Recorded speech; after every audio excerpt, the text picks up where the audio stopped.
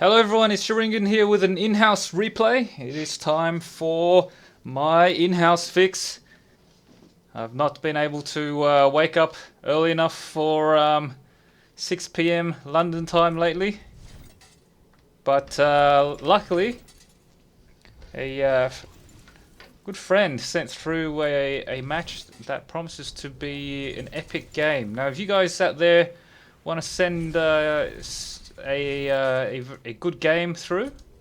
I normally only cast in-houses because they're more balanced, they don't have rage, they don't have rage quits, etc, etc. And generally better plays because of the teamwork that is involved.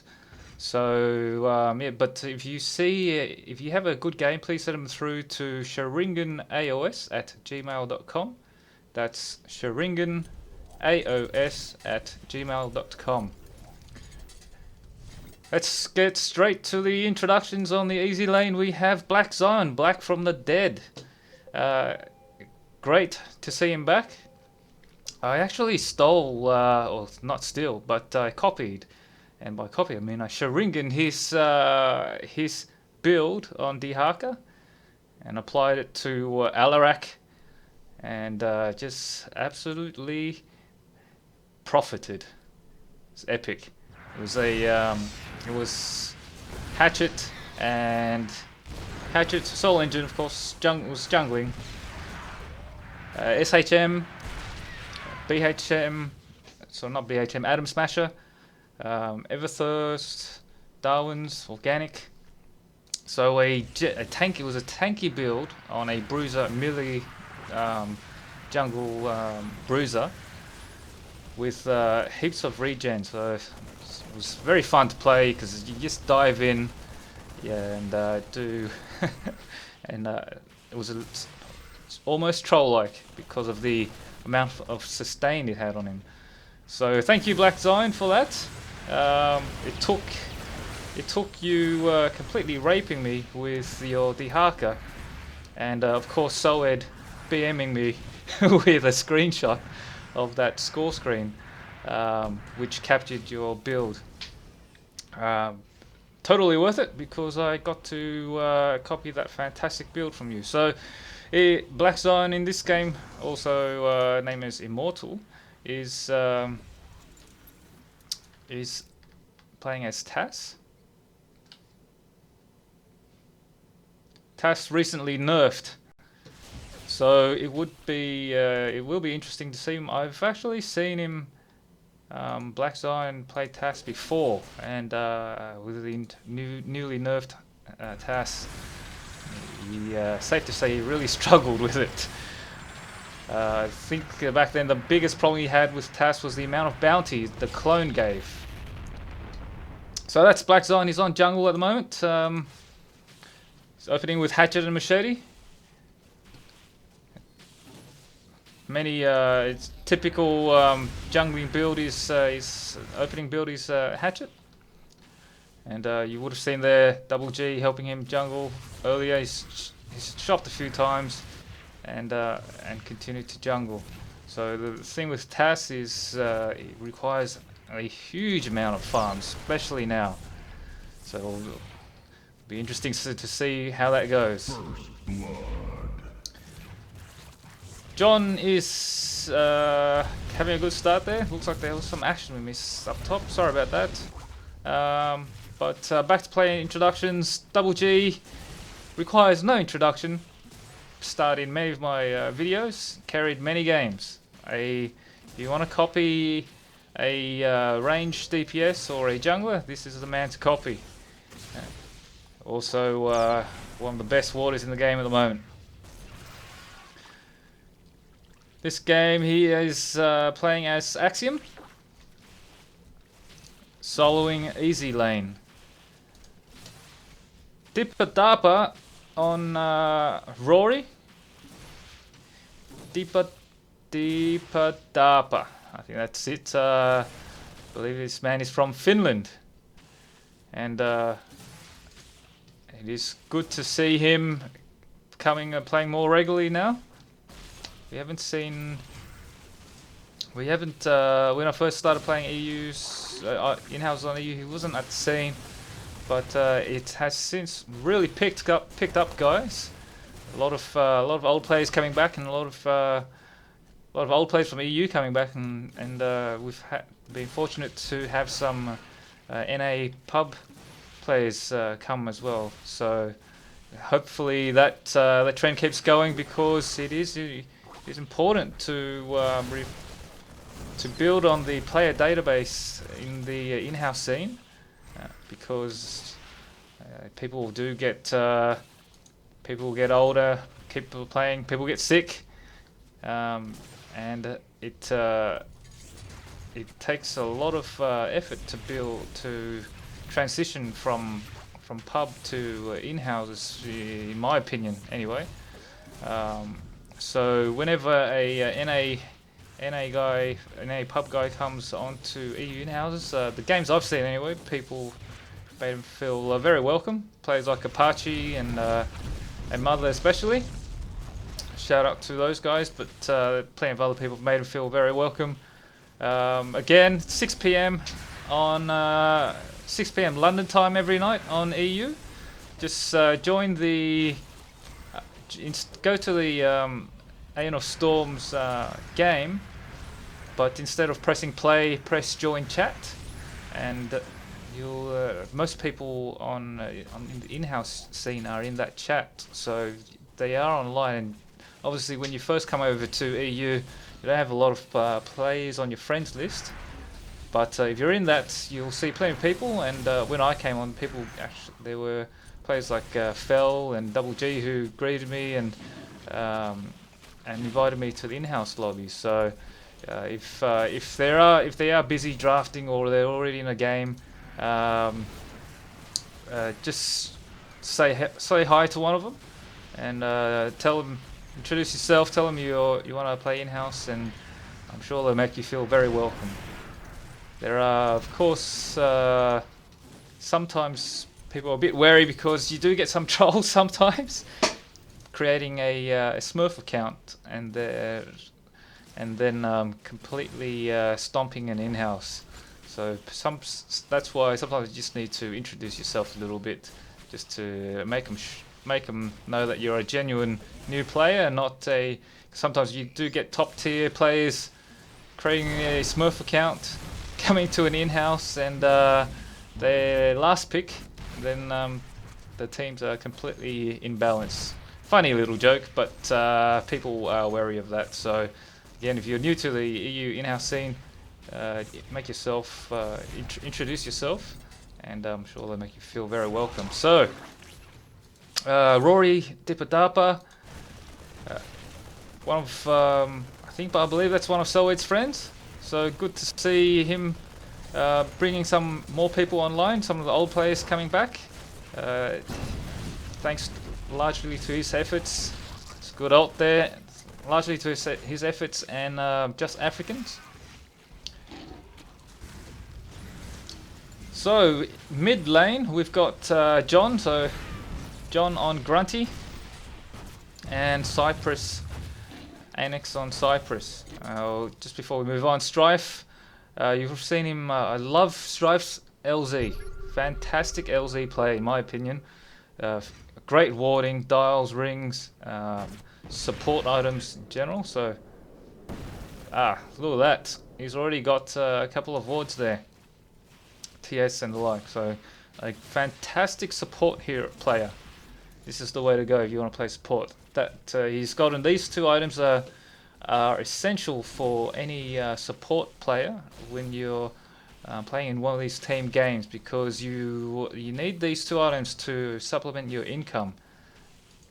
You'll see the exact same item on Rory. So they're both support heroes players, so they're sharing creep in this instance.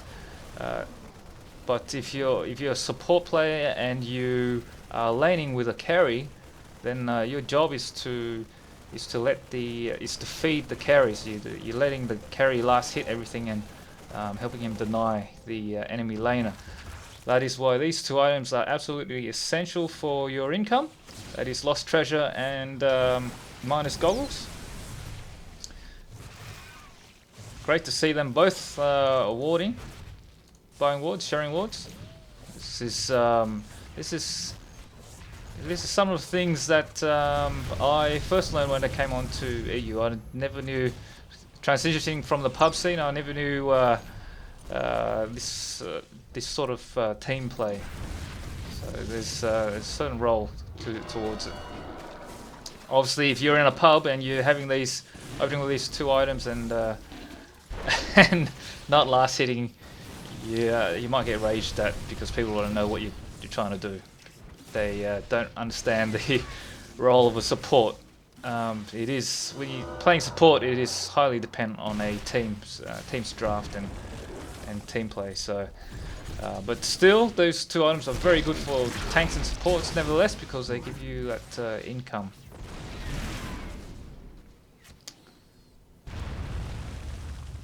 The jungler for the Zerg team is Apache. This man, again, is another player that requires no introduction, because he, in my opinion, is the #1 player in AOS at the moment. I'm going to get a lot of heat from that, but I'm going to call it. It's been close between Apache and John, but when Apache is on your team, it's hard to tell in this game, but if you're on Mumble, then you will definitely feel his presence when he's on your team. He's a very positive guy, very nice guy, extremely good player. Knows exactly what to say. Like, even when he's trash talking the enemy team, it's not BMing because the enemy team doesn't know about it. I believe he does this solely for morale, and that is where the the difference between him and the other top tier players that I've seen. Like, technically speaking, and mechanically wise, very close to each other. But Apache has this aura about him that is very good for morale, and morale is, I believe, something that goes undetected a lot. But a team with high morale is it's definitely come back in the past, has carried. I feel like it definitely does make a massive difference on your team play. So even if there were two teams even in scores, in kills and towers, if one team has a higher morale, the games I've seen, they've succeeded. They've much higher chance of succeeding, and that is Apache, for example, definitely does lift my gameplay when he is on the team. Now, the banter between Apache and John, I wish you guys could hear it sometimes. But again, it is on Mumble, so we can't see that. That is some very good mines there. A good detonation indeed by Revision, who Revision is an old school player. I'm so happy that he's come back playing more regularly. I believe he's only recently came back because I've only seen him in a few games lately. An excellent player, one of the legends from the good old days, I believe. So, and Summers being one of my favourite heroes to play. I'll be keeping an eye on him. It looks like his opening items are also Lost Treasure and Minus Goggles. He's to increase his income. But he's looks like he's going for Cerebro as his opening item. Cerebro being a crucial item on any Summers plays out there. I've seen almost all players getting Cerebro. It varies in what stages they get Cerebro. Players like Terminator and Apache, they do build int. Now this is on the old when the old Cerebro was in place. They do build int first, so they get Pendant, Ihan, Grav Edge, Argus Crystal. Then they get Lightning Rod in Yamato and Pyre, and they build into so they get int first, and then they build into DPS. And then with this new Cerebro coming into play, providing more int, it will be interesting to see what the new meta is for this kind of player. Now, having said that, there's also a DPS build on Summers, and I've seen a lot of players use that to great effect. Players like like Rust in Pieces and this fella on NA. Shout out to Mikey. He has too many aliases to remember from, so I'm just going to call him Mikey. But I believe Jax and Mars is his main. Is also another terrific Summers player. If you see him on EU, his name is Cheese Pizza. He's a bit shy, which only because he's too new to the EU scene. So if you do see him, please make him feel very welcome. I can very much vouch for him. An excellent Summers player, an excellent Mars player, but you know, he has a wide range of heroes to pick from. So yeah, so who have I missed out? I've missed Soed, my man Soed, the stirrer. This guy is causing all sorts of mischief on the forums, but at the same time, a very clever guy. You can tell from his the essays that he writes on the forums. Now, I don't. For those of you out there, please visit aeonofstorms.com. And join the forums there. If you see, if you want to make any suggestions, like a lot of these balance changes and items and new heroes and changelogs, and that come from players providing our developers with their feedback, and a lot of it is actually from the forums. So I would recommend you join up on the forums. It's free, of course. aeonofstorms.com. Speaking of which, back to Soed, the stirrer on these forums. He has been writing some essays lately, and I rarely read essays, but when it comes to Soed, I have been, because they are so well written, I've been reading them. I would say about 90-95% of them are very good points, and the other 5% is just rage baiting. So it's funny to watch, but please read it with a grain of salt and not take him too seriously. When it comes to that 5% rage baiting, because he has I feel like he and Just African, although adding an element of rage baiting to the community, have bring back some old players, which is good to see. A highly entertaining player to hear on Mumble also. It'll be curious to see his Raynor. Typical Raynor opening there. On to SCV, playing as Khyrak. Another support hero. So you can see here that we've seen at least 4 players opening up with Lost Treasure Miners goggles. To money items, some people call them. Looks like he'll be opening with Adam Smasher. After those 2 money items, he's gotten a mana pot as well. When you're playing Justi, one of the mistakes I made when I first played some support heroes is not get the energy regen talent. And if you don't do that, then the very least you need to do is get some mana pots. Otherwise, you'll find you'll be shopping way too much and falling behind in experience and possibly assists and team plays. So I think I've covered everybody, so on to the game. Let's see where we're at. Looks like 27 minutes into the game, and just quickly have a look at the score on the top there. It is very close, 16-14. No T1 towers taken, plenty of wards placed. Majority of which so far seems to be the red teams.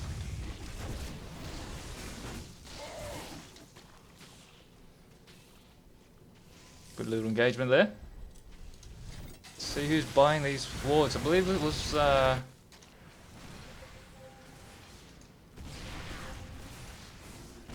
I like this new Omni Essence, but doesn't look like anyone's Omni Science. Sorry, very good for warding.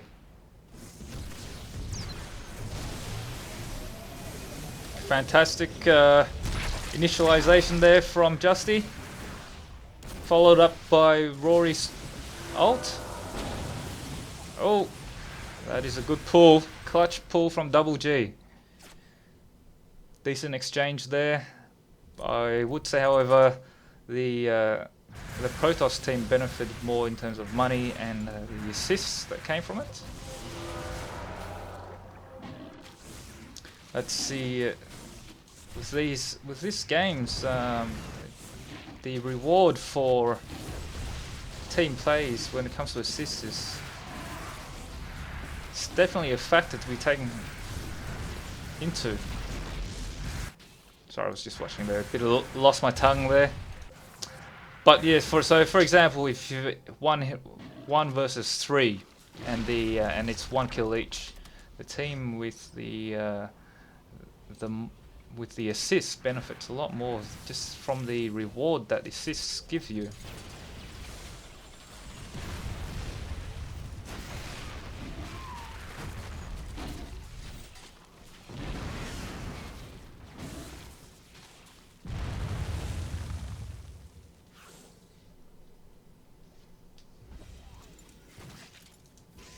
So it looks like the Protoss team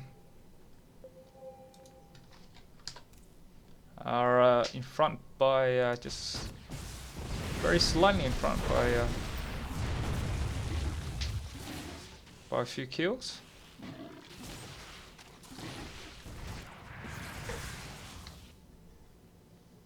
See here, Tass split pushing. When you're playing Tass, this is a highly viable strategy. Because you, like I said, you do need heaps and heaps of farm on Tass. But that is possible because you can even split push with your clone. Very good in the jungle. This build here is interesting. Not seen this build on not seen many successful players, successful Tasses with superheated mantle. But as for the other items, Rod and Star's Fury, they're old school. You would have seen Zorro and Double G use that build. Zorro especially finishes his Cerebro and gets Star's Fury. That was back when Cerebro procced Star's Fury and vice versa. It's no longer the case.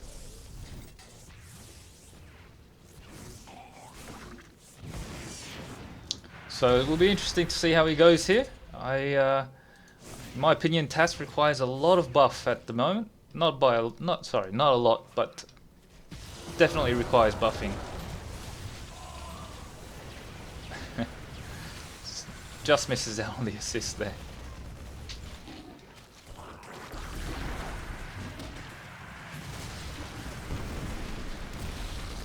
Looks like the Protoss team is pushing the issue in mid. But at the same time, Revision is taking advantage of this, and we've just traded a tower from Revision split pushing. Tass is coming on top to gank Summers.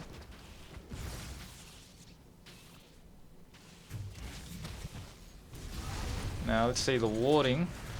Revision does see that coming, and Rory's pinging. Rory's pinging furiously. See the benefits there of warding, I believe. Yes, it is Rory Tipadapa warding.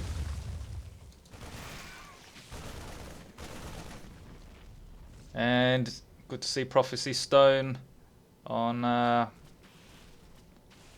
Strife. I think he's realised just how good Omniscience is. Just look at these wards. Brilliant wards. Brilliant wards.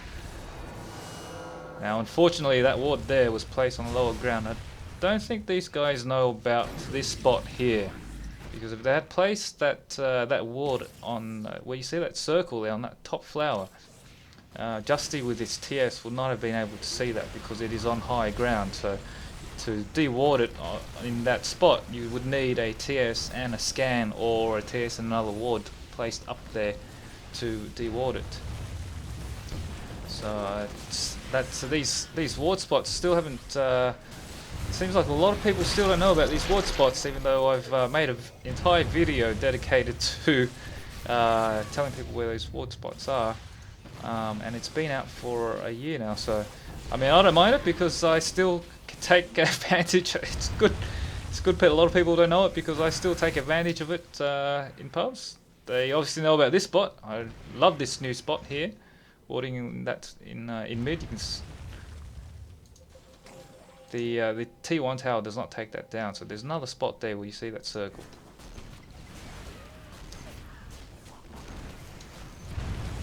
Now it looks like we may be... This phase here, they're starting to group up. It is, after all, 36 minutes into the game. John, famous for his creep kills. Justi is going to initiate here. Swap out. Rory throws his ult. That is a highly favourable outcome. Very good initiation and excellent follow-up from the Zerg team. I'm liking this new. It's refreshing, isn't it? This new Justi. Justi E. Concentrate. Never actually paid attention to that. Concentrate. What a name. Where do these guys pick these names from? I'm sure plenty of people have noticed that before, but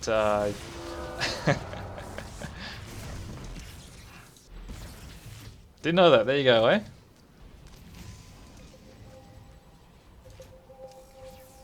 John is very good at these little ganks.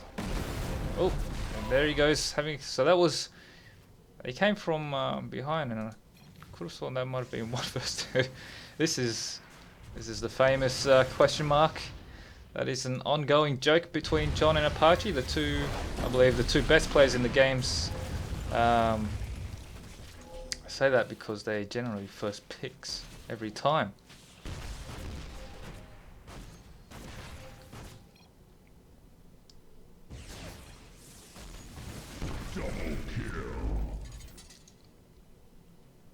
Protoss Zerg team caught him off guard there. It might have just been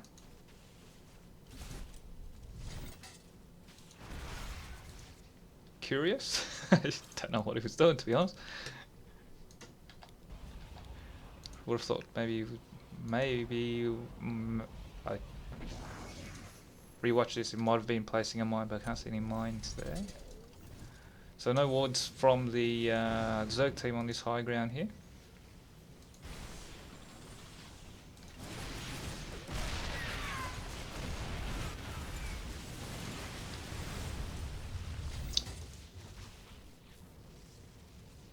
So Worms just turned into Levy at the 40-minute mark. Don't believe anyone's taken Worm yet, but someone has taken Aeon.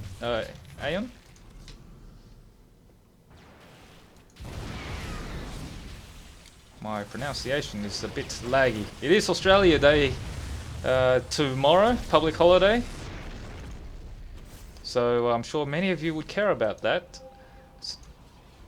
If you do, please open a beer on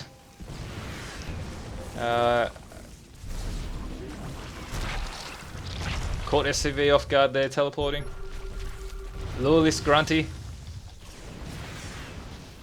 And John is I know John for these plays he makes. These what would seem like highly risky plays where he is he could be potentially the last player, the sole surviving player on a team after a team fight, and he would still be able to dive in and snipe someone and escape. Doesn't do that just with Grunty, does it with DARPA, does it with several heroes. Which, in my opinion, certainly contributes to his reputation for being a tier above a lot of the other players. A couple of tiers above me, that's for sure. Now the Protoss team is pushing the issue in mid here. They're going to take a T2 tower, while the Zerg team is descending on bottom.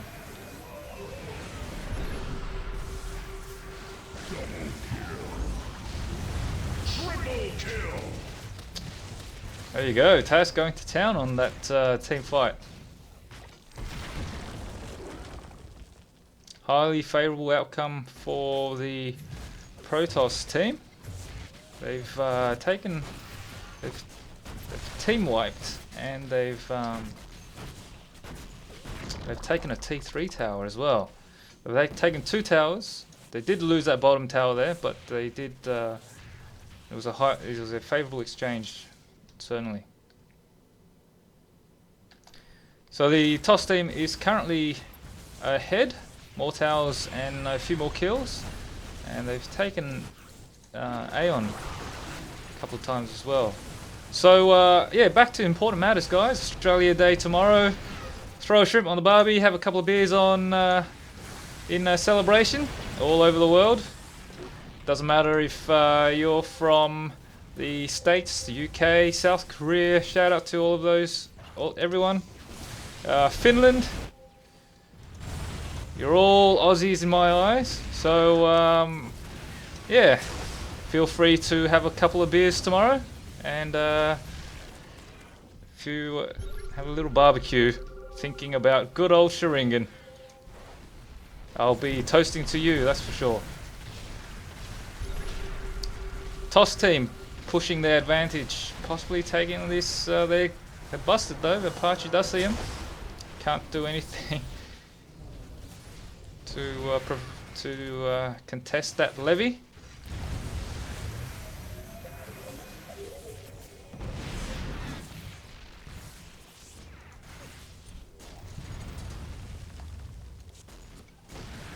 So looks like the Protoss team's going to try and push this bottom T2 tower next. What is this Troll John doing? Did you guys just see him just dash right in there?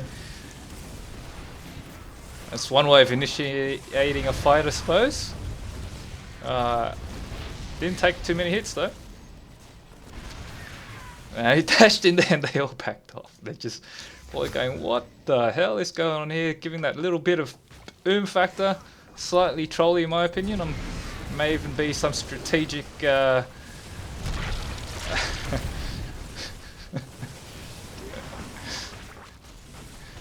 Khyrak just getting punished there.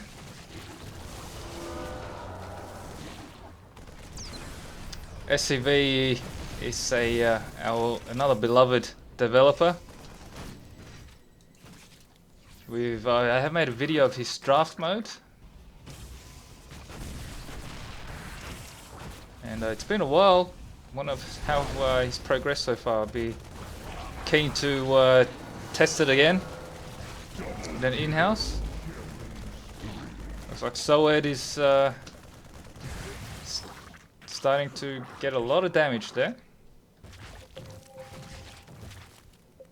That is typical int build there, guys. A lot of players will get Yamato next.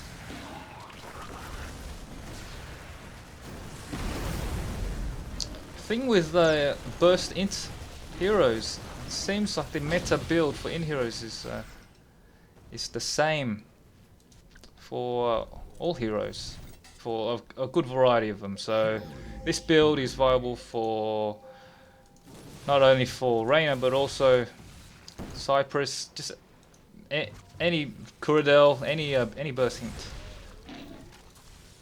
Whereas DPS, I find you can definitely vary it. So DPS carry can go critical, could go agility.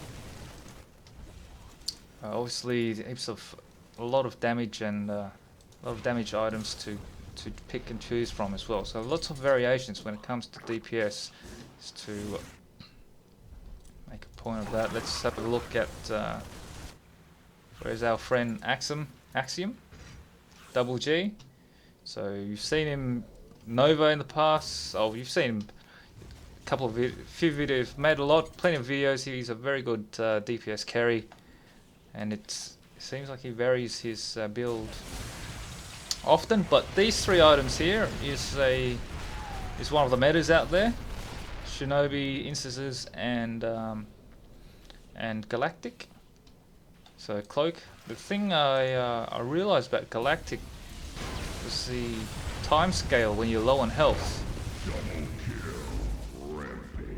So it's not just the shields, but it also gives you time scale when you're for every 10% of health that you're missing, which is very handy.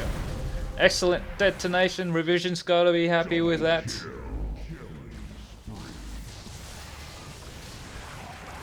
Ah, there we go.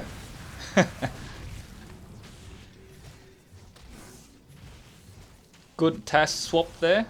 Good to see Tass can still do some decent damage.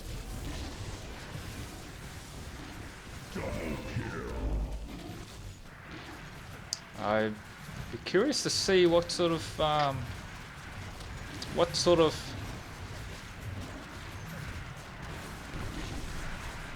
creep count Tass is on.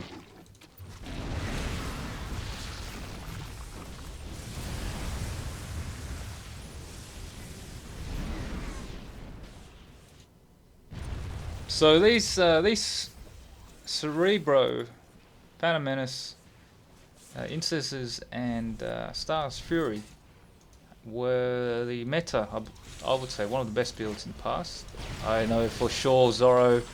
I myself have triumphed from it, but only in parts. But Zoro has definitely triumphed with it in and Double G as well.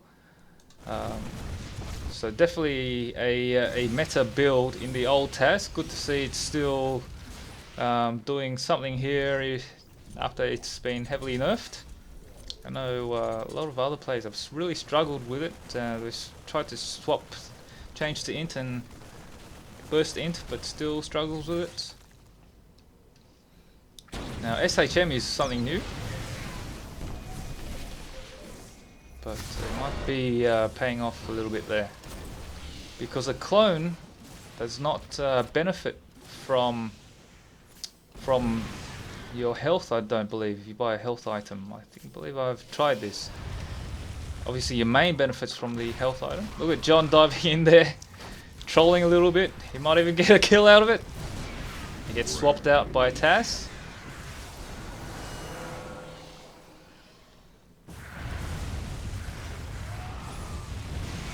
So Tass might be going down there. Might have ran out of swaps.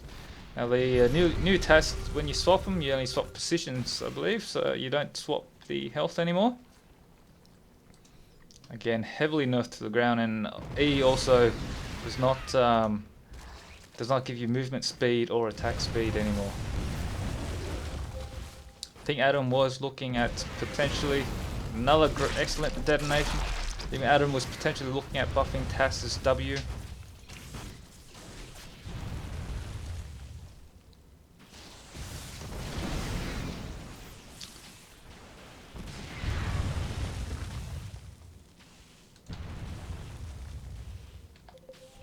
I don't mind this this summer's build at all. It's just it's your typical.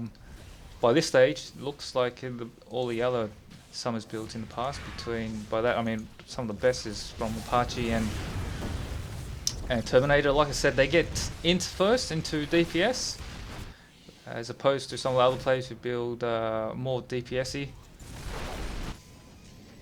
Looks like Revision is one of those players. Now with the new Cerebro, all their Cosmo does grant more int, so I myself have been getting it as one of the opening items. It's been working well for Revision, but it does require you landing those skill shots and blowing up, detonating those mines.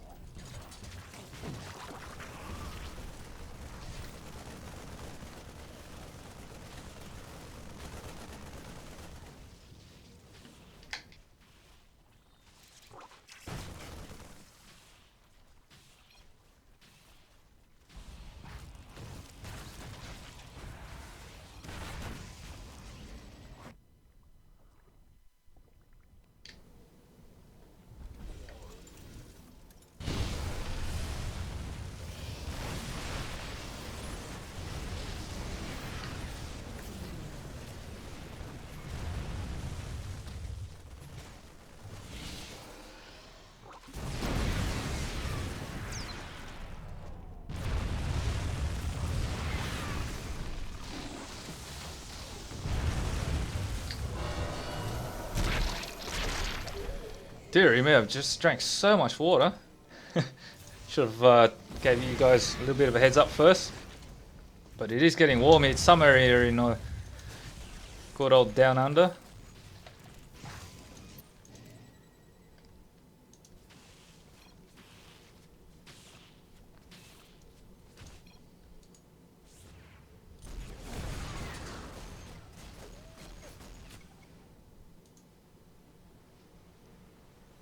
So looks like a DPS build for Tass in the past because of his int scaling.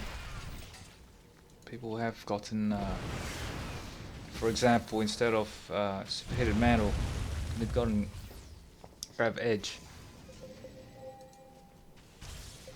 So I'll certainly be watching the score screen at the end to see his damage out and creep kills.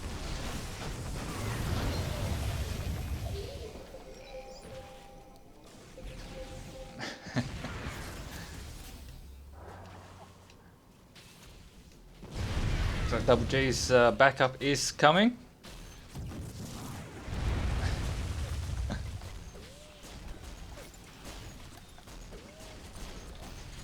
This is one of the things I've learnt from watching these guys play is the kiting or the back and forth or juking. I don't know what to call it. This ward here means that they can definitely see the levy getting taken, but doesn't look like they're able to contest against it. Now it's 2 versus 4. Rory's gonna fall and Justi is gonna fall. The great beta couldn't get out of that one.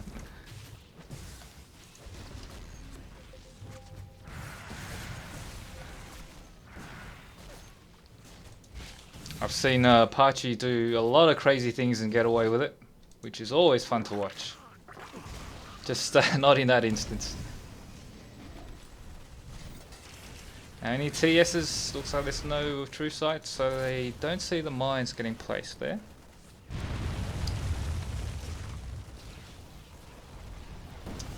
I've noticed Revision and Terminator have a pattern when it comes to placing these mines. Concentrating right next to the tower. Unfortunately, there's a TS there, so they do see it. Unfortunately for Summers, but fortunate for the toss team that John got a true sight then.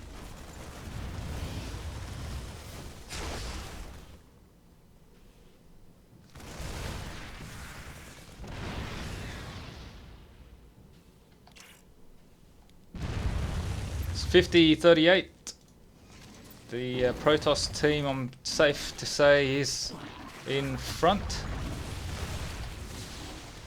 So Khyrak's going to try and initiate here. Now, did you guys see that? This is what I'm saying by this terrain, this new terrain. I'm pretty sure it does go. I've seen things go over people's heads, such as rockets and bowlers, based on the height of the terrain. Feature or bug, do you think? Either way. Something fun to notice.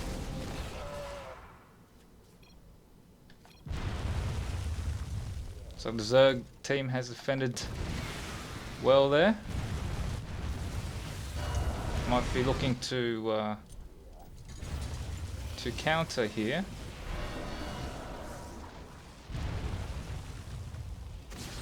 Oh, that clutch teleport from Soed. So it looks like the Zerg team's gonna try and counter, but the Protoss team have respawned, and that's their Justi fallen. Good ult from Double G. Looks like the front lines for both teams have fallen, that being Justi and Khyrak. but it is 4v3, so the Zerg team's gonna back off here. Double G is gonna try and snipe, and he does find a Unix. Let's see if Anix comes along. Oh, Anix, where's your ulti, bro? Oh dearie me. Soa's got to be happy with that. And so Double G must have seen his life flash before him. So look, you can't blame Anix for backing off. I do that as well. If I see, whenever I see a player come along, obviously he didn't have vision of the rest of the team there, so he wasn't to know that it was only 1 or 2v2 in that situation. Being a squishy hero, a lot of players' first instinct is to back off. I'm one of them. Apache, however, would have definitely juked to death.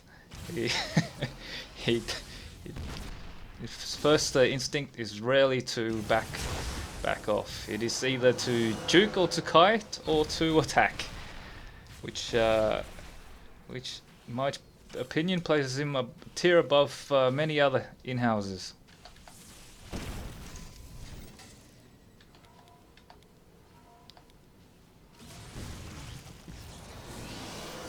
And John, of course, is another one of those players. He does crazy moves like this, where he dives in 1v3 in that scenario, and generally lives to tell the tale, and at times snipe a kill or two. Always has a backup plan, which didn't happen for Double G there. Revision's having a good time with these mines.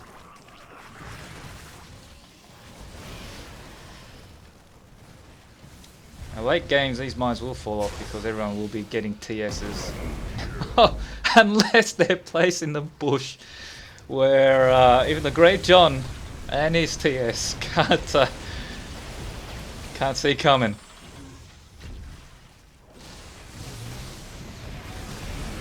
No way SCV's getting away from that one. Taunts, walls, stuns. So a stun there, a taunt, another stunner, another stunner. Plenty of taunts and stuns for the Zerg team.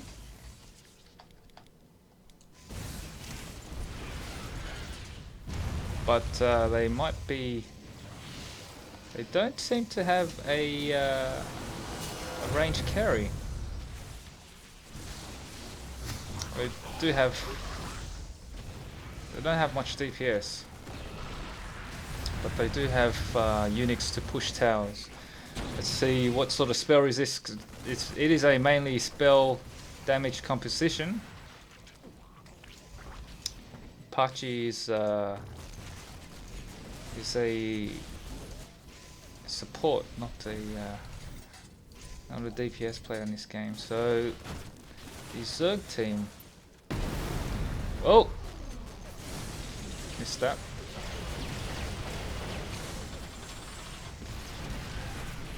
So let's just have a look at the spell resist items. John's got a little bit of spell resist. He's got Tass has 2 spell resist items. Double G, 2 spell resist items. A buffer on SCV, which is wouldn't expect anything less out of SCV there, getting a spell buff off his team as support. Especially against this int decomposition. John repaying that favour. Almost. It would have been funny if Revision got John back instantly. So the Toss team's gonna get this levy. Still ahead in kills, but the Zerg have been gaining some ground, and towers are quite close. However, it looks like the lane and the vision is back in the Protoss' favour. Of course, they've got the levy buff as well, so So they're going to try and capitalize on this levy buff now.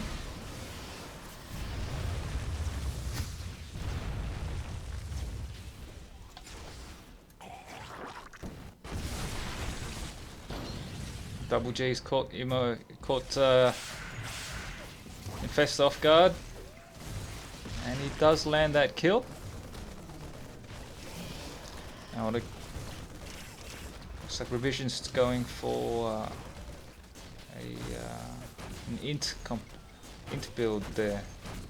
I would have thought maybe he'd transition a little bit to DPS later game, only because mines do fall off later in late game because of the amount of TSs on the map.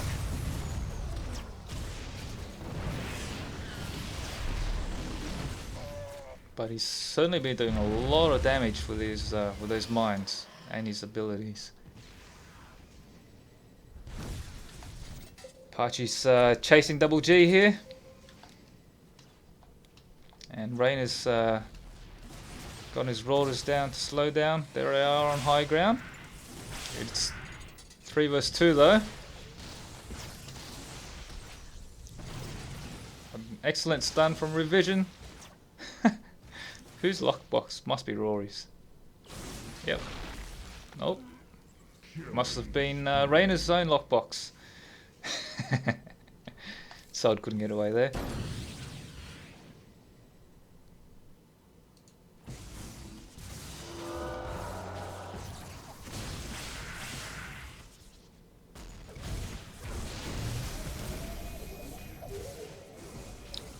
Little bit of a comeback here for the Zerg team. Even though the Protoss team still have their levy buff.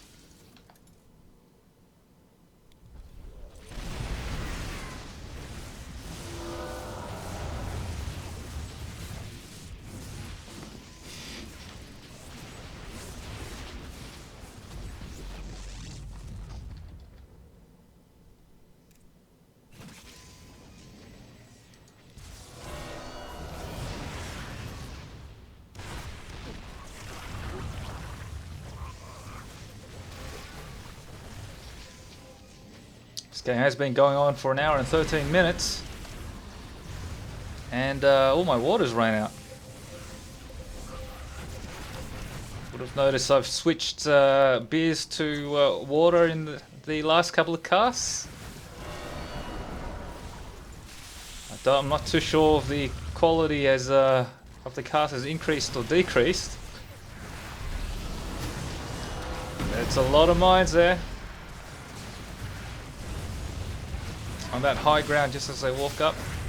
This is an epic battle right here. Rory's ult unfortunately did not save him.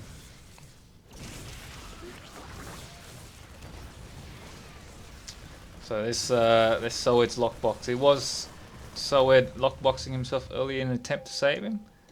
If there were more allies around, might have been able to get away, but unfortunately in that situation it was 3v1. There's no getting away from him then. I believe that's only one mine. And they do see it with their TSs.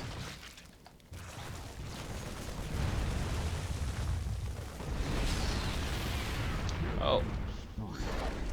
Late game Cyprus may be the answer. Plenty of int. Late game Cyprus can almost one-shot anything. Now this is against this composition, which is quite squishy. I would expect, I'd be surprised if late game Cyprus does do plenty of damage. Has plenty of impact for the Zerg team.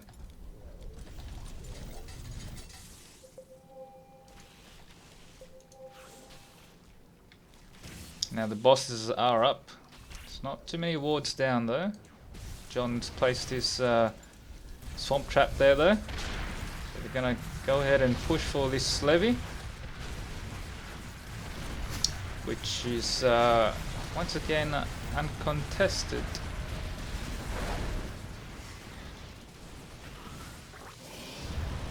So once again the Protoss team has their buff. The Zerg team has been holding out very well. One of the carries just evaporated there.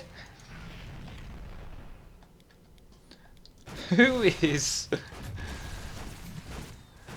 throwing these these flares? So weird. I have the exact same question. Who's throwing these flares at the... Who's got a slot to throw these flares at 1 hour and 20 minutes into the game? Just looking for an item there to see if there's something new that can throw a flare this late stage of the game.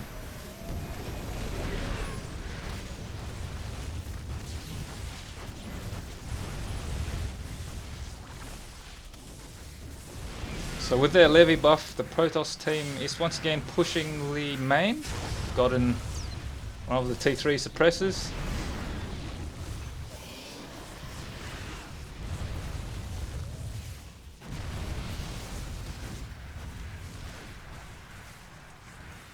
Let's have a look again at this Tass build. It's gotten nitrogen.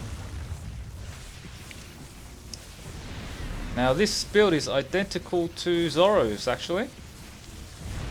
Late game.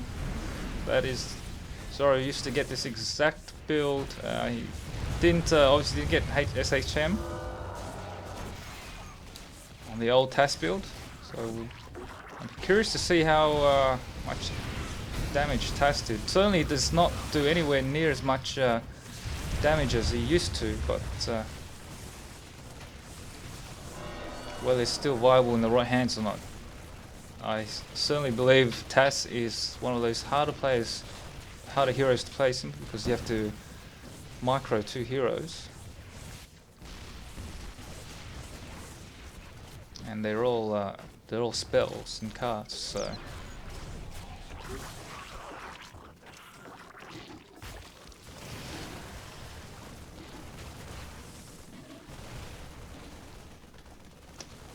certainly when you're playing Tass, it's hard to get anything more than 2 or 3 actives because of the amount of microing you have to do.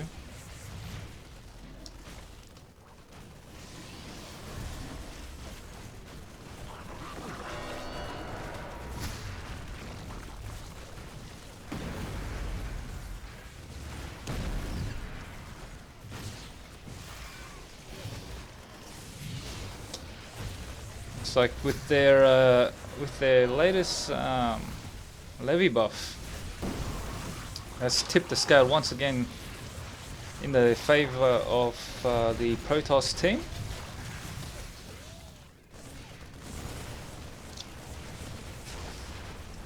Now in pubs, I'm sure there's a few new pubbers coming to watch these videos. Thanks for the shout from on the load screen.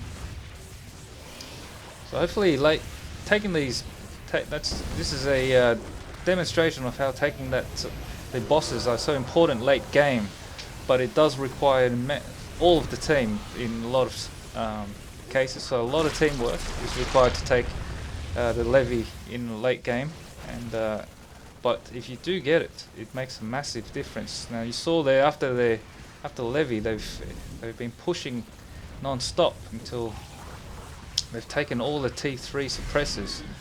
So now I suspect they would be waiting for everyone to finish respawning and shopping, which would be their next spike. Spike being when you fully finish shopping or levy. Or in this scenario, it might be both.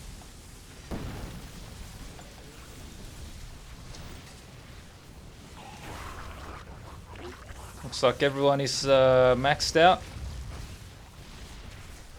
Be little point getting Aeon, which is actually up.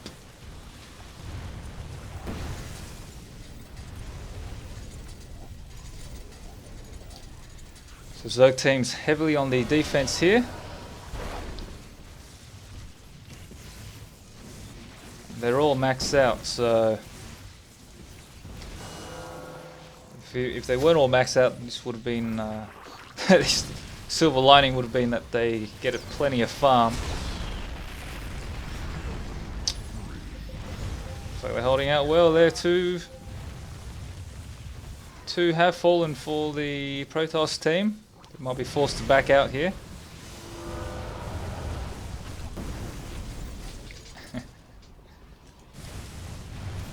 A little bit of trash talk from Dipadapa.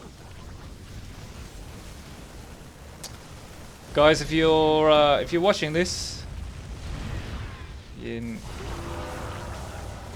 know that there is another factor in that there is voice chat for both teams.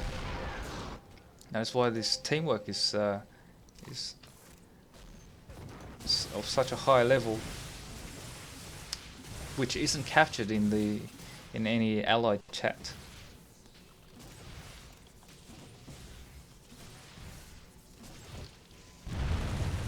If you're thinking of coming to play some of these games, especially a lot of those out there on the NA pub scene, I know many of you, I've played with many of you, and I know that you're proficient in several heroes. So there's plenty of highly skilled NA pubbers out there, and it wouldn't take much for you. It wouldn't take much at all for you to come and transition into a in-house game where it is certainly the next level when it comes to teamwork. This time, Levy is definitely getting contested. And the frontliner for the Protoss team have fallen.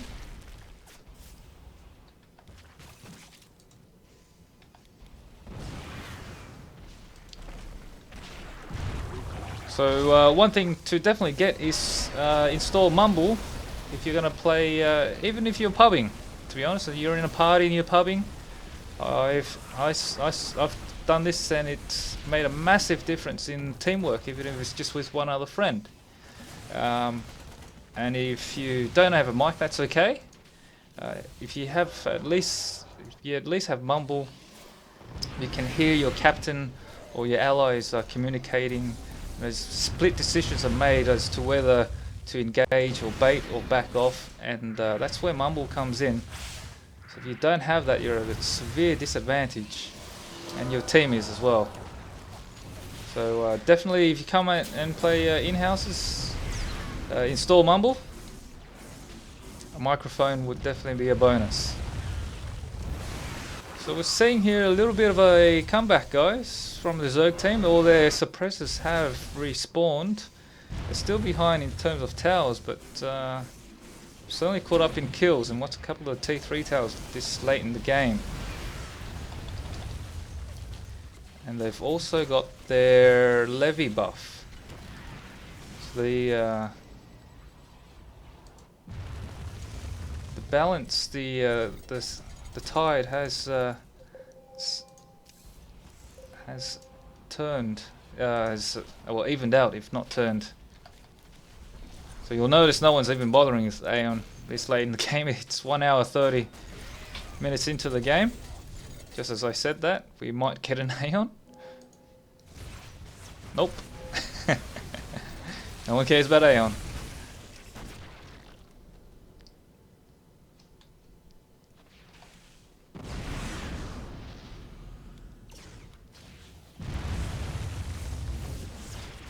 Definitely a early game boss, but not for a late game. Looks like the frontliner Apache has been taken out here. So it is 4v5. Revision's laid some mines here. If they come this way, they will be able to see those mines. There is a bush there though, so but not many people would walk through those bushes. I don't think. I'm not sure if the radius of the mines, if they're placed in the bush, would land. Looks like Revision has transitioned to a little bit of DPS, which is good to see. Got a slip tide.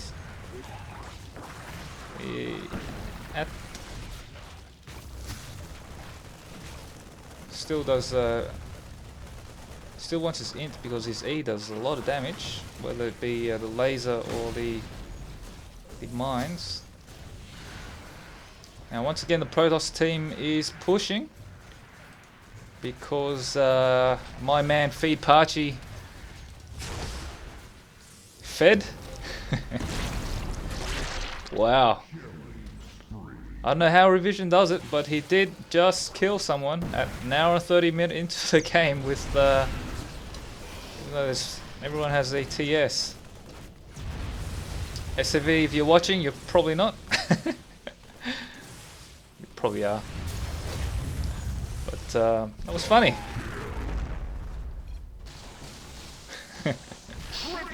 Oh, there you go.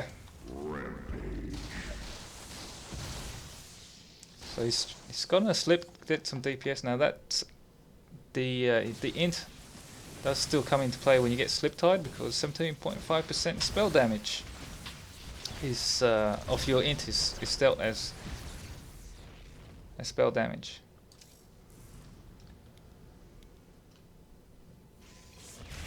And there's not a lot of tanky heroes on the Protoss team, so there may not be need for a pyre.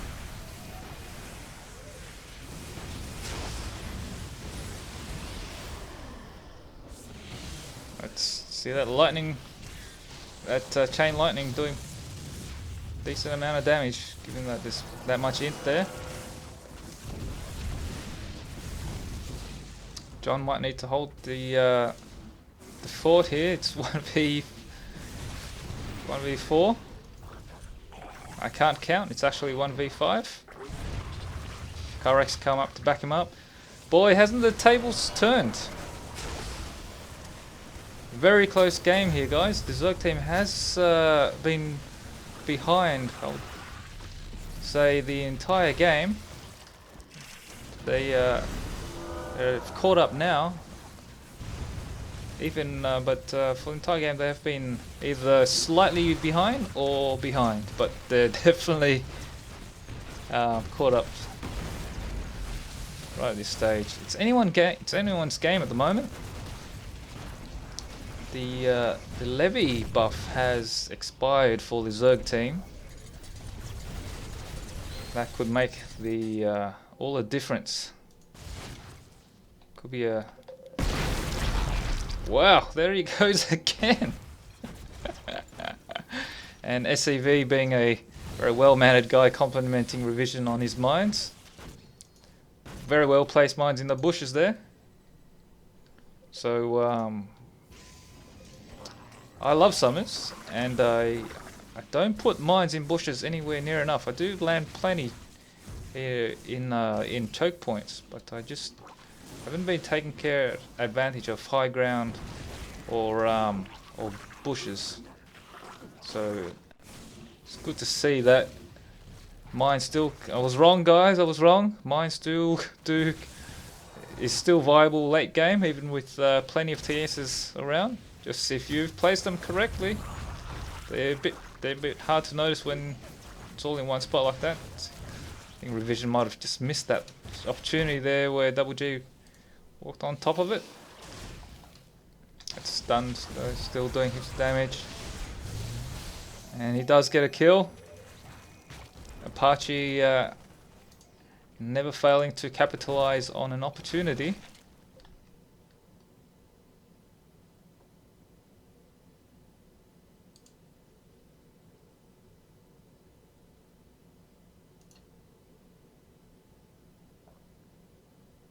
Sorry guys, that was just a Windows prompt telling me my storage space is a bit low, so I'm gonna have to go and delete some stuff after this. These recordings are the highest resolutions I can make them.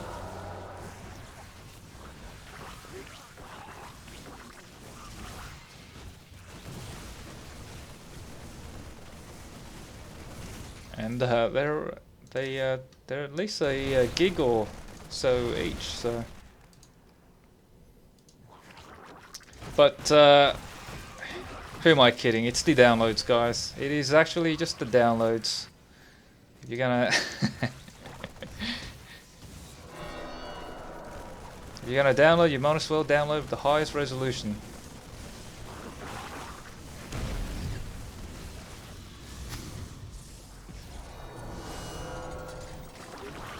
All, of course, legitimate downloads. I am full of crap there. But if there's any piracy or FBI in my case, and you're ever in Australia, please spare me. Don't look me up. Not here.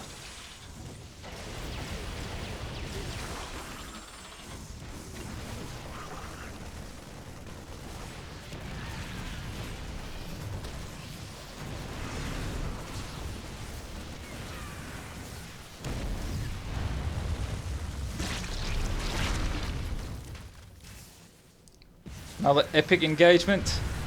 It is a really, really close game here, guys. It is really anyone's game, and Levy is up. Now, if they, if there is a clear team wipe, I may be able to end it without Levy. John's flanking him a little bit. He does have an exit strategy. He did go in knowing he's got his buff from the river. So we've got to go out. Probably just trying to slow the Zerg team down. Now what are these guys doing? They're a bit out of position. They might be going for the back door, or someone's going for a back door. It is double G on the back door. Definitely a worthwhile risk to take that suppressor there. He saw that the creep wave was very close to that T3, might just be what the team needs. It's all about those suppressors at the moment. And a transport, try and save a suppressor, he does get it. So it looks like that backdoor paid off then.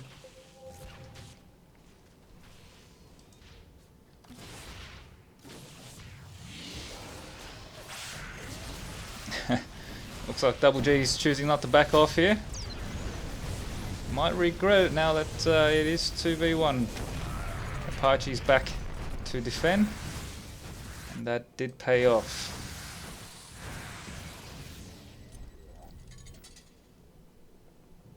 Nevertheless, it is 4v4 on the map at the moment, and Revision has once again laid these mines in the bushes.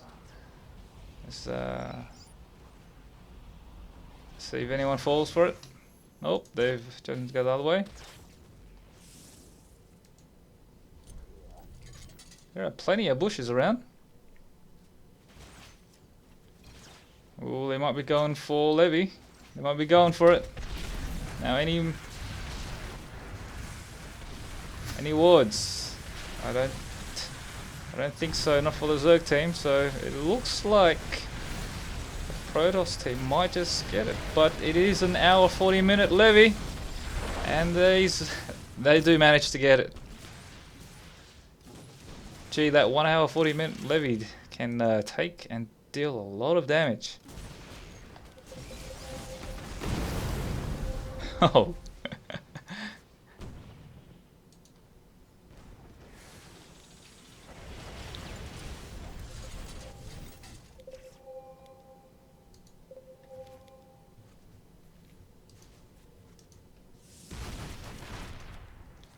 That's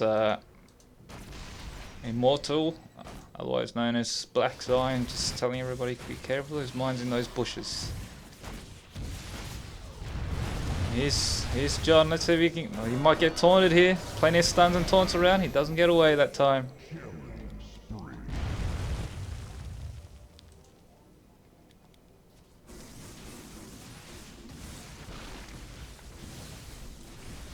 I wonder what Double G is going for here. Might be. He's going back here again. Might be going for the main, his backdoory strategy. But a late game Cyprus is something to be wary of. he pulls it off, he might be able to get the shields on the main.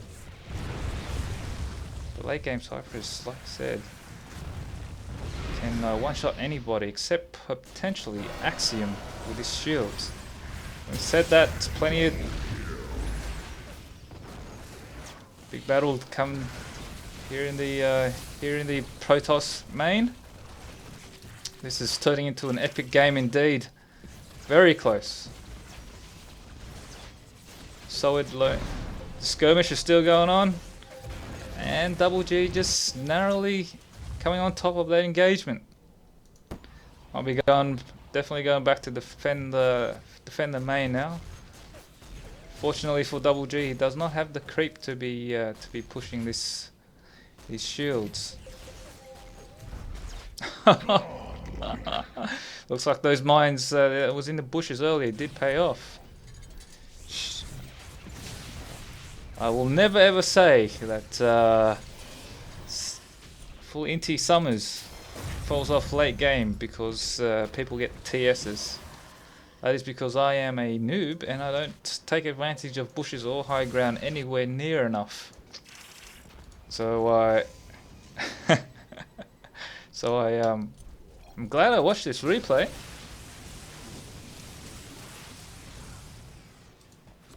Something to pick up on my Summers strategy. It is probably because I do like to turn Int into DPS late game, because DPS Jax just looks awesome. So Inti DPS Jax just looks so cool, especially the old grenades. The sound effects and the visual. It's just awesome. The new grenades, however, just as I believe it's a more accurate depiction, because you used to see this, especially early game, these massive just walks on top of one mine there. Yeah, the old Summers used to have especially early game, this massive effect. but deal zero next to no damage. So the depiction of the new mines, thanks to Mother, or AK, also known as Jessica or Adam, I find it refreshing. What? Double G's curiosity has been punished there. Going uphill. He might have been trying to snipe again. It is 1 hour and 46 minutes at the moment, guys. 68 to 73, an epic game indeed.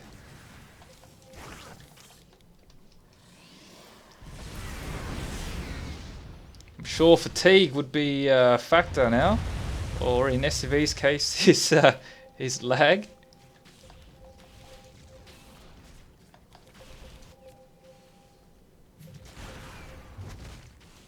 SCV is quite the character. I do. It's one of my, well, all the admins are all very friendly, but SCV sometimes drops into the mumble channels for a chat while you're playing. A very friendly guy indeed, and very sociable. He at one point expressed his frustration how a mumble channel on his team was so quiet. But I saved him, didn't I, SCV? I saved you from the eeriness, and we talked.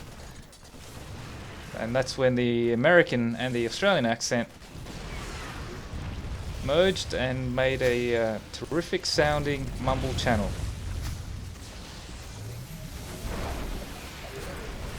Good swap from Blackxion. Unfortunately, it was with his main and it got taken out almost instantly, but it did save SCV only to fall. Because the rest of the damage backed off there. Oh dear.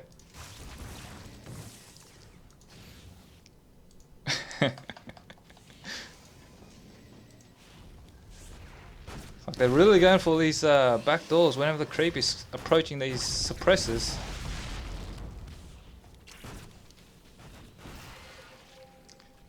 Which is a viable strategy because the Protoss team does have superior DPS, which is much more advantageous when it comes to taking towers, but Unix says no, that is my suppressor. Mine.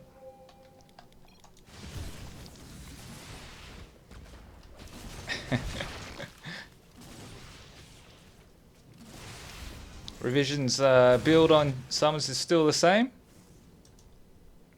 Now it looks like it's 1v4. Not sure if looks like Double G might be going for Cyprus, or does he decide to defend here? So he's going to go for Cyprus. Now Cyprus's E can escape. He can't one-shot Axiom. It's debatable whether he can. Because of Axiom's shields. But you saw there how Axiom walked through walls with Course Cannon. A very handy counter indeed to Cyprus's and well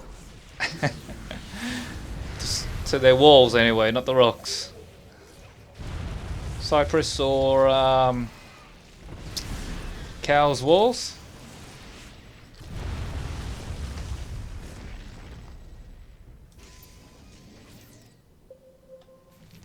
$69.79. The Zerg has well and truly gotten the upper hand. More players on the table, more tower. They've finally taken this T3 tower. John falls, and only Solid left to defend. Oh dear.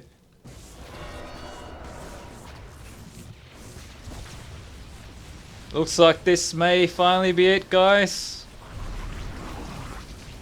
And there you have it. See, main's down. What an epic game. 69 to 81. I have not seen 81 kills in a while. 70 to 70. Alright. Now there's that Tass damage there, 713, but so it did deal more damage. An even distribution of damage out and damage in for this Tass build. Now I haven't seen this in the matter reactors. What did he swap that out with? Nitrogen. Swapped it out for swap nitro out for that. Wonder how that went. It was something that Zorro told me he wanted to try was Yamato after, because he did like nitro for the slows. He thought it was essential, but he wanted to try something different. And looks like Blackxion was on the same page there. Obviously, it only grants the active to the main, so the clone doesn't benefit from it, but it does boost your spell damage. Obviously grants you agility and int as well. So yeah, an interesting build there that there is has been a meta for quite some time. I'm not sure if Blackxion knows it, but because he's been away for so long. But they're definitely, he and Zorro are definitely on the same page when it comes to Tass builds. Double G taking in a surprising amount of damage in. But I suppose it's not that surprising. A lot of these items are sustain or escape items. And Galactic, of course, with the Axiom shields, will let an Axiom absorb plenty of damage. And Solid doing most damage for the team there. It's plenty of damage out in for Grunty as well. Not so surprised given the fact that he does tend to dive in 1v5 and snipe someone and then come back out. But looks like Khyrak absorbed the most damage for the team there, and he's gotten some good he's got 3 team items there. Atom Smash, I suppose, is a team item as well. It does slow the enemy down. Yeah, so Taser would have been definitely a good counter for late game Cyprus. We see 2 Gauss cannons. Very handy to walk through Cyprus's walls and shield yourself and snipe him. I don't know how many times you killed Cyprus. 10 times. Okay, there you go, guys. No one.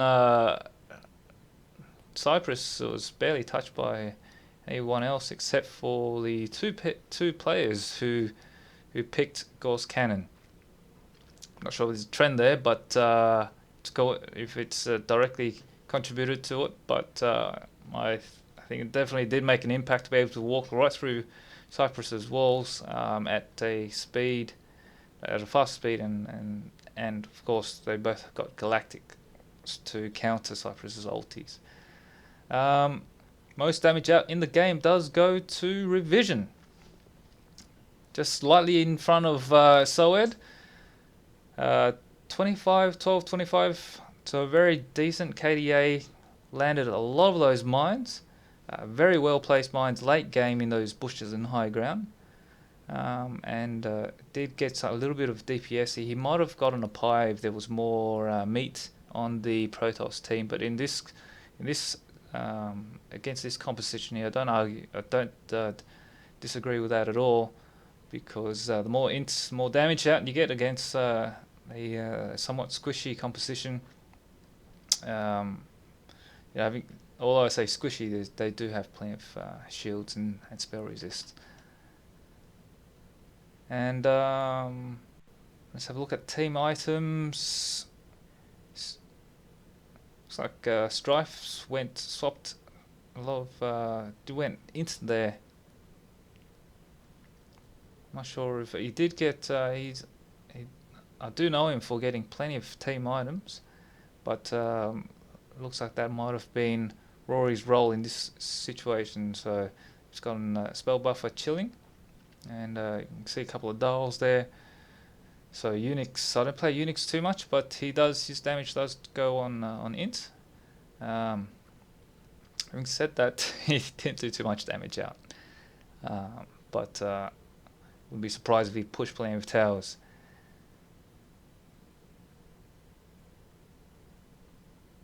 Beta coming on top in terms of absorbing damage. 1435 damage in. Very good, Mr. Apache. Very good indeed. Plenty of movement speed items there to initiate, and surprised they held on to their dials for so long. I mean, 1 hour and 50 minutes, and both these players still have their dials. But who am I to argue? The outcome says it all. They did come back and win.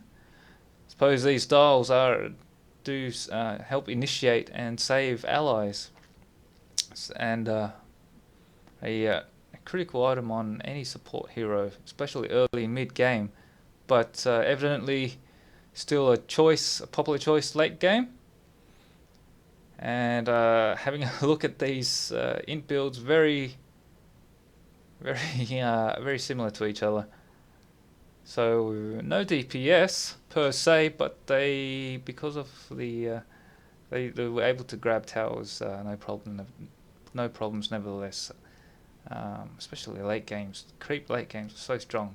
But having said that, they didn't take T3 for 1 hour and 50 minutes.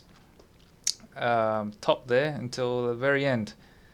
So a terrific comeback for the Zerg team after being behind for the majority of I would say the first hour or so, and at one stage there it looked like certain doom for the Zerg team when all the T3s were down, but they managed to come back after winning some engagements, a couple of skirmishes where they were able to pick off one hero. Typically was the carry, or one of their damages, and they were able to continue to push and counter.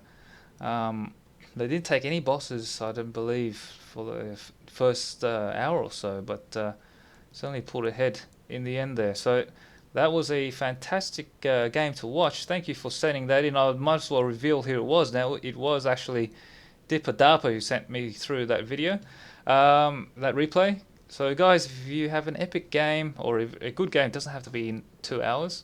I'll get tired after if anyone sends in 2-hour games. sharinganAOS@gmail.com is the way to go. Please send them through. You don't have to tell me who wins. I prefer not to know who wins. I didn't Dipper didn't tell me who won, but generally, if someone insists on sending you a replay, it is of them winning. Having said that, he was very humble about it. 41 assists, so MVP assists goes to Dipper's Rory, which is good to see. One of those, again, thank you for coming back to the in-house scene, Dipper. People did seem to know you, even though I didn't, and you certainly seemed very friendly on Mumble. And I love your blonde hair, bro. Loving those blonde curls. Finland is a better looking country with you. I am joking. Terrible joke. I don't want to end the joke with end this replay with that joke, but unfortunately that's how it's gonna go. I hope you guys enjoyed that. Please don't report me to FBI. I'd never admitted to downloading illegal movies, or which reminds me, I need to go delete some space, and this is just taking more time. I did take away from that Revision's mines placement. So I'll be keen to try that out. This Tass build, this Tass is still viable, it seems. Just having a last look at his creep count, I mean, it didn't. It's not a overly excessive amount of creep kills given the amount of time there. But having said that, once you're 200 or so, you've already 200 or 300, you've already maxed out your CS. So, sure, let's have a look at his income. Looks like John had the most income. Like, once again, coming on top, MVP CS. He's always known for the most number of creep kills, especially if you place him in mid. He's an incredibly advanced player to be in mid. Very difficult to play against because of his denies and last hits. And that is, yep, it's a good build to take away. Any build from John is good to take away, but it's also his gameplay. You saw him poking in and out there. Obviously, he had some exit strategies there. Squishy build, but these 1, 2, 3, 4 items gives you plenty of movement speed and escapes options as well. But that plus the river allowed him to go in, poke, possibly kill, and still escape. So I hope you guys enjoyed watching that, learned something. Keep a screenshot of this score screen if you're wanting to look at copying some of these builds and applying it to your own game, like I've been doing, and extremely grateful for. So I'll see you guys next time. Happy Australia Day, everybody. See ya. Bye bye.